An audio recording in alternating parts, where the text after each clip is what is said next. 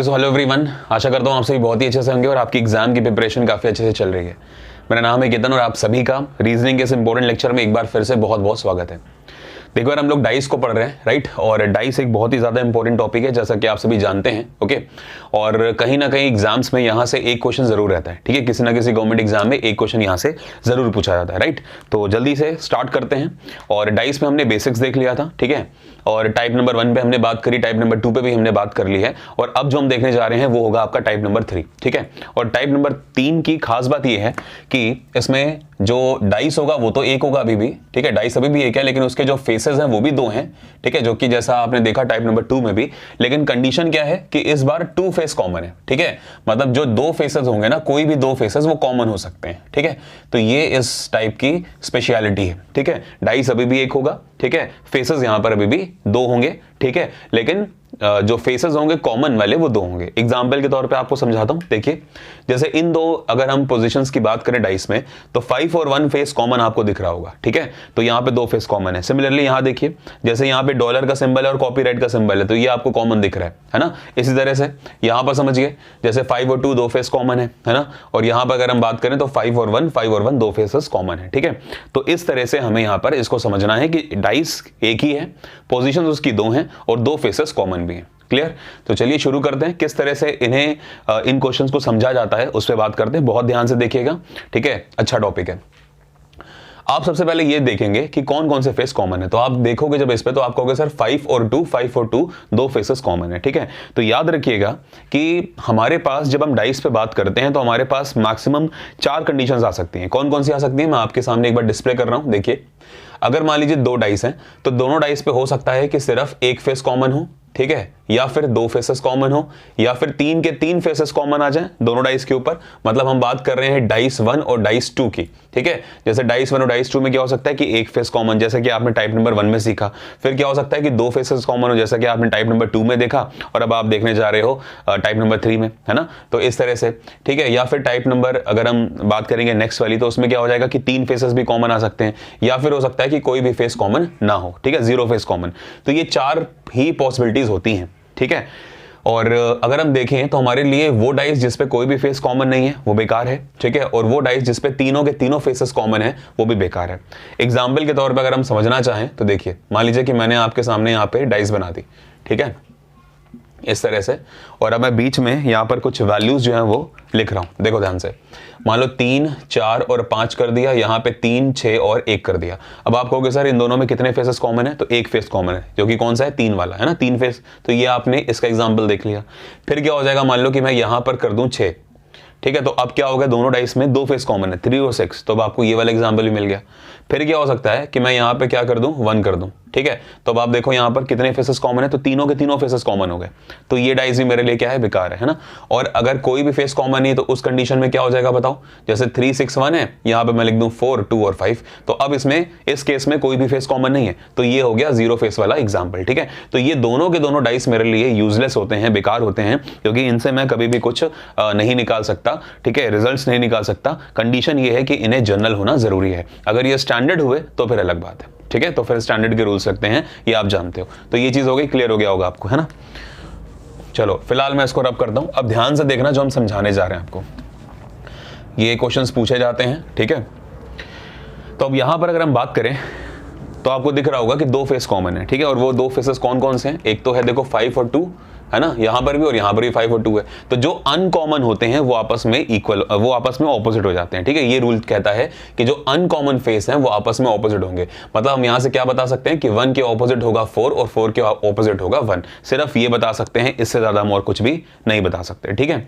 यहां समझो, जैसे अगर हम यहां पर बात करें तो देखो 5 और 1 दो फेसेस, 5 और 1 दो फेसेस, तो ये दो फेसेस कॉमन है। तो हम क्या बता सकते हैं कि यार जो ये 2 होगा ना वो किसके ऑपोजिट होगा बताओ। तो 2 जो होगा वो 4 के ऑपोजिट होगा, ठीक है। हम यहां से यही बता सकते हैं, मतलब 2 के ऑपोजिट में आएगा 4 और 4 के ऑपोजिट में आएगा 2।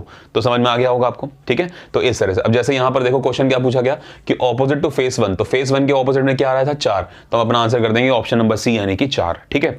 और अगर यहां पूछा जाए कि ऑपोजिट टू फेस 4, कि बताइए फेस जो 4 है उसके ऑपोजिट में क्या है, तो 4 के ऑपोजिट में कौन आया, देखो 2 आया ना। तो हम यहां पे क्या कर देंगे, 2 को टिक कर देंगे। क्लियर हो गया। इससे ज्यादा हम और कुछ भी नहीं बता सकते, क्लियर हो रहा है। लेकिन मान लीजिए कि इससे ज्यादा भी लेवल ऊंचा करके पूछ लिया गया क्वेश्चन में, ठीक है, जैसा कि मैंने यहां पर जो आपको क्वेश्चन नंबर 4 दिख रहा है इसमें मैंने कुछ वैसे ही करा है। मैं आपको समझाऊंगा कि ये कैसे सॉल्व होगा, बट फिलहाल देखिए, मान लीजिए इसको छोड़ दीजिए अभी दूसरे वाले क्वेश्चन को, ठीक है, हम पहले क्वेश्चन पे बात कर रहे हैं।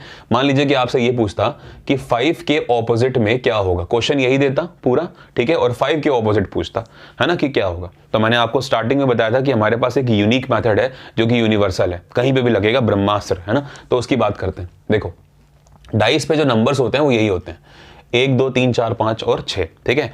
5 के ऑपोजिट हमें पता करना है कि कौन सा फेस होगा। तो ऑफ कोर्स 5 के पीछे खुद 5 नहीं हो सकता, काट दीजिए। क्लियर हो गया इतना।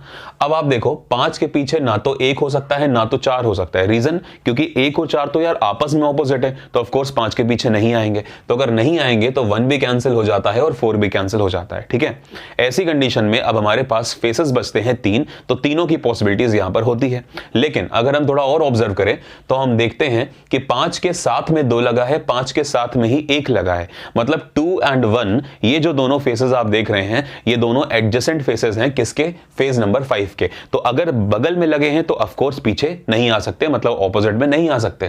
तो 2 और 1 दोनों को कैंसिल होना पड़ेगा। आप देखिए 1 को कैंसिल कर चुके हैं, आप 2 को भी कैंसिल कर दीजिए। अगर इस डाइस की बात करी जाए तो 5 के साथ 2 और 4 लगे हैं, तो 2 और 4 पीछे नहीं आ सकते 5 के, तो 2 और 4 को कैंसिल करिए, 2 और 4 पहले से ही कैंसिल्ड है। तो यहां से हमारे पास जो कंडीशन निकल कर आती है वो ये आती है कि अगर हमें 5 के पीछे चाहिए तो या तो 3 हो सकता है या तो फिर 6 हो सकता है।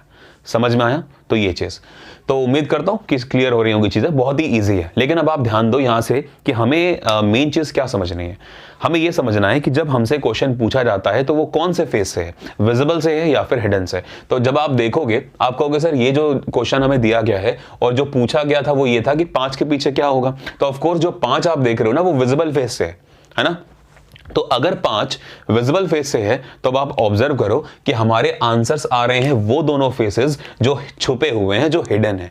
तो देखो यहां पे ना तो 3 दिख रहा है ना तो 6, आपको 4 डिजिट दिख रही हैं या 4 नंबर्स आपको दिख रहे हैं, लेकिन 2 ऐसे नंबर हैं जो छुपे हुए हैं। वो कौन कौन से हैं? 3 और 6, वही आपका आंसर है। क्लियर हो रहा है? मैं आपको एक और समझाने की कोशिश करता हूं इसी में। देखो मान लो कि मैं आपसे यहां पर पूछता इसी क्वेश्चन के लिए कि 2 के पीछे क्या होगा, है ना, Which face will be opposite to face 2। अगर हम इस पे बात करें तो अब आप देखो क्या होगा। हमारे पास जो डिजिट्स हैं वो क्या क्या हैं, 1 2 3 4 5 और 6, ठीक है, ये हमारे पास डिजिट्स थी। अब आप देखो 2 के पीछे चाहिए ना, तो ऑफ कोर्स 2 के पीछे 2 तो हो नहीं सकता, आप इसको कैंसिल कर दीजिए, ठीक है। और 2 के पीछे ना तो 1 होगा ना तो 4, बिकॉज ये दोनों आपस में ऑपोजिट है, तो 1 और 4 के पीछे नहीं आ सकते, है ना। तो 1 और 4 यहां पर कैंसिल हो गए, ठीक है। 2 1 और 4 के पीछे नहीं हो सकता। अब देखो 2 के साथ में 5 लगा है, 2 के साथ में 1 लगा है, तो ऑफ कोर्स पीछे नहीं आएंगे, काट दीजिए। 5 काट दीजिए क्योंकि 1 तो पहले से कट चुका है, और यहां पर 2 के साथ 5 और 4 है, 5 और 4 पहले से कैंसिल है। तो अभी भी आपके पास जो ऑप्शंस बचते हैं वो क्या बचते हैं, या तो 3 या तो 6, है ना। तो आप देखो क्वेश्चन कहां से था, 2 विजिबल फेस से, तो आंसर्स कौन से हैं आपके, हिडन वाले, ठीक है। तो यही मैं आपको समझाने की कोशिश कर रहा था। मान लीजिए कि इसी में आपसे क्वेश्चन क्या पूछता है, ठीक है, आप इसको देख सकते हो, आप इसको नोट कर सकते हैं।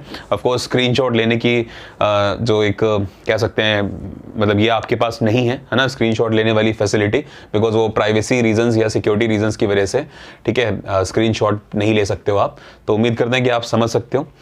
मुझे भी ये बात बहुत बाद में पता चली थी, इसलिए मैं अपने स्टार्टिंग की वीडियोस में ये कह देता था कि आप स्क्रीनशॉट ले लीजिए, मैं हट जाता हूँ। बट फिर जब मुझे पता लगा, actually I came to know about this fact couple of weeks ago only, है ना।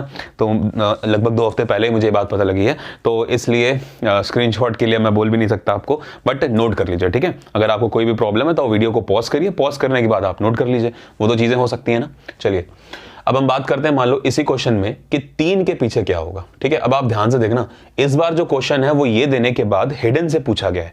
3 आपको नहीं दिख रहा ना, 3 हिडन पे है, तो जब हिडन पे है तो कैसे सॉल्व होगा। ऑफ कोर्स ये तो कंफर्म है कि अगर हिडन है तो आंसर्स होंगे आपके वो दोनों फेस जो विजिबल हैं, है ना। तो विजिबल में देखो दोनों फेस कौन कौन से हैं, 2 5 2 5। तो ऑफ कोर्स इसका आंसर क्या होने वाला है, या तो 2 या तो 5। ये बात तो कंफर्म है कि इसका आंसर यही होगा, या तो 2 होगा या तो 5 होगा, है ना। लेकिन कैसे करते हैं, एक बार ट्रेडिशनल भी समझते हैं। देखो फिर से वही चीज, 1 2 3 4 5 6, यही तो डिजिट्स हो सकती हैं। तो अगर ये डिजिट्स हैं तो हम क्या बोलेंगे, 3 के पीछे चाहिए था। 3 के पीछे ऑफ कोर्स 3 नहीं हो सकता, ठीक है। और 3 के पीछे ना तो 1 होगा ना तो 4 होगा, ये बात भी आपको पता होनी चाहिए। क्यों? क्योंकि यार 1 और 4 तो आपस में ऑपोजिट है ना, तो 3 के पीछे नहीं हो सकता, ये बात भी क्लियर हो गई। अब हमारे पास पॉसिबिलिटी में है 2, 5 और 6, ठीक है। अब आप समझो, अगर ये डाइस हमें दिया जा रहा है, मान लीजिए 2, 5 और 1 जिस पे लिखा है, तो इसके पीछे हिडन में कौन कौन सा फेस होंगे? आप कहोगे सर या तो 3 होगा, ठीक है, या तो 6 होगा, और या फिर क्या होगा 4, यही तीनों होंगे इसके पीछे।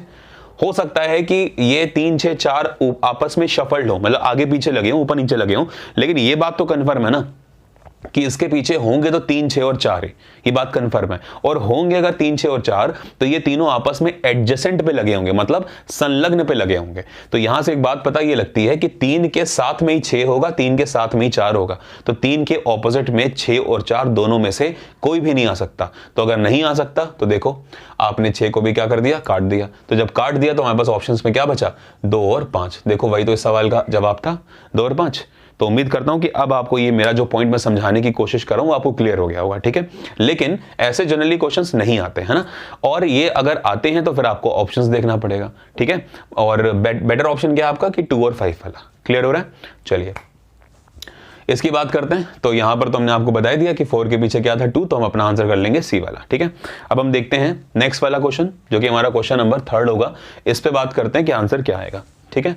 देखिए इसको रब करते हैं और इसको समझते हैं।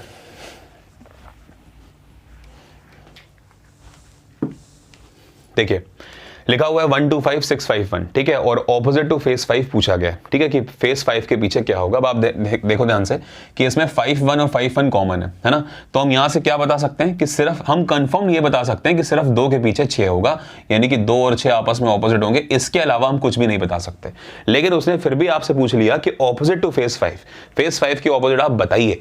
तो आप बताओ 5 आपको दिख रहा है ना, तो अगर दिख रहा है तो कौन से ऐसे फेसेस हैं जो आपको नहीं दिख रहे, वही आपके आंसर्स होंगे। क्योंकि जब क्वेश्चन विजिबल से होता है तो आंसर्स आपके हिडन होते हैं। लेकिन कब? जब दोनों डाइस जो आप देख रहे हो, दोनों पोजीशंस डाइस की वो जनरल हो, है ना, और 2 फेसेस कॉमन हो, तब ये रूल लगाइएगा, वरना नहीं।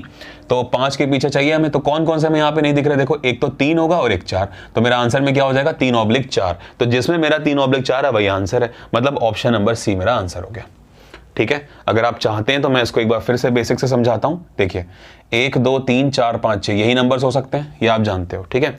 हमें चाहिए 5 के ऑपोजिट, तो अगर 5 के ऑपोजिट चाहिए तो ऑफकोर्स 5 के पीछे खुद 5 नहीं आएगा, काट दीजिए।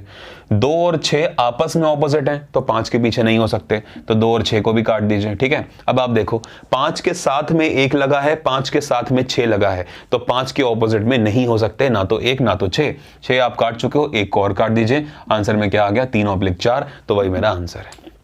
क्लियर हो गया? अब मान लीजिए कि अगर आप 3 को टिक करते हो, तो अगर आपने 3 को टिक कर दिया ना, मतलब आप श्योर हो कि 5 के पीछे 3 ही होगा। वी आर नॉट श्योर ना, हमारे पास प्रोबेबिलिटी है दोनों के बराबर होने की, कि 5 के पीछे 3 भी हो सकता है, 5 के पीछे 4 भी हो सकता है। इसलिए हम 3 और 4 को कंफर्म्ड अपना आंसर नहीं कर सकते। Since we have the best option 3/4, तो मैं इसको लगाऊंगा। मान लीजिए कि आपके पास इसी क्वेश्चन के लिए कुछ इस तरह के ऑप्शंस आते, ठीक है, A, B, C और D आपको दिया गया और आपसे यही पूछा गया कि बताइए 5 के पीछे क्या होगा। लेकिन जो आपको ऑप्शंस दिए गए हैं वो कुछ ऐसे दिए गए हैं, ठीक है। अब आपसे पूछा जाता कि 5 के पीछे क्या है, तो देखते हैं। 5 के पीछे ऑफ कोर्स 5 नहीं हो सकता, उसको काट दीजिए, ठीक है। 6 और 3 जो है, देखो 6 भी नहीं हो सकता तो 6 को भी काट दीजिए, 2 भी नहीं हो सकता तो 2 भी कट गया। क्योंकि ऐसी कंडीशन में हमारे पास जो ऑप्शंस हैं उनमें 4 नहीं दिया गया और ना ही मेरे पास कोई बेस्ट ऑप्शन दिया गया है आइदर और का।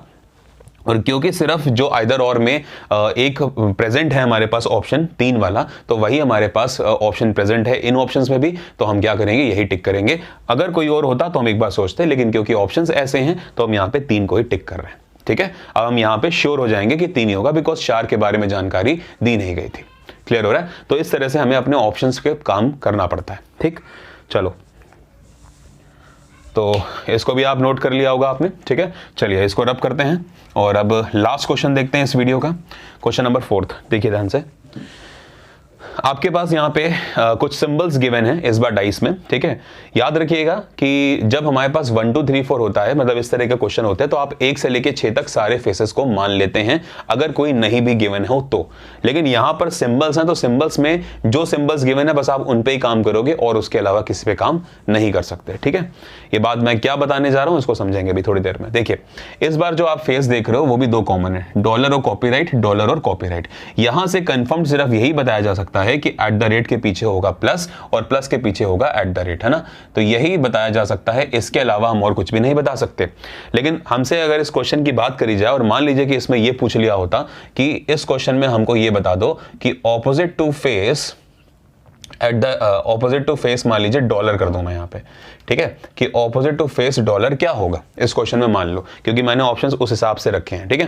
तो अगर ऑपोजिट टू फेस डॉलर पूछा जाएगा तो अब क्योंकि डॉलर जो आप देख रहे हो वो है कहां से, विजिबल से, तो आंसर्स होंगे आपके सारे के सारे हिडन वाले। लेकिन क्योंकि हमें हिडन के बारे में जानकारी ही नहीं है, बिकॉज सिंबल्स तो पता नहीं कितने सारे एग्जिस्ट करते हैं, तो हमें यहाँ पे नहीं दिया गया ना कि कौन सा सिंबल इसके पीछे है।